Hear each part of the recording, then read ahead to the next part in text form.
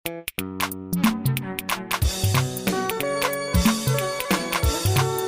sona abar fahari na ni da ke zanyo rayuwa. Wani kaya sai amale, ina masoya group din Haruna Nachera, kuna ina da ku garzayo kada ku manta, a yau ne za a fitar muku da shahararriyar waka daga bakin Salisu yaron mai waka.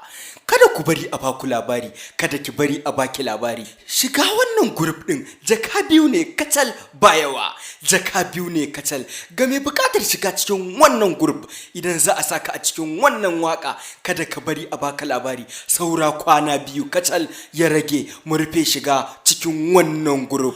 Ga mai bukatar shiga cikin wannan group zai iya tuntubar nambar Haruna Natural da she daga Allah a nambar waya kamar haka: +2250152881081 nambar Haruna Natural. Ko ka tuntubi Mustapha Angon Nana Aisha a nambar waya kamar haka: +2250102346304.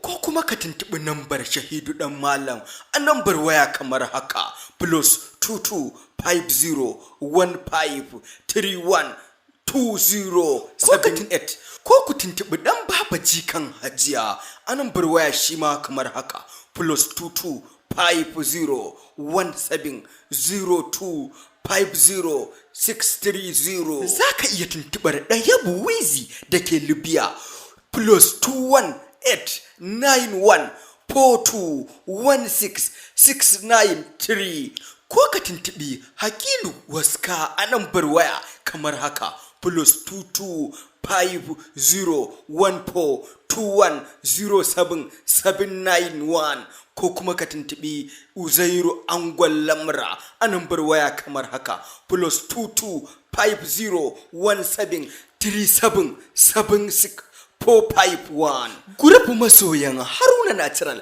kada ku bari a barku a baya.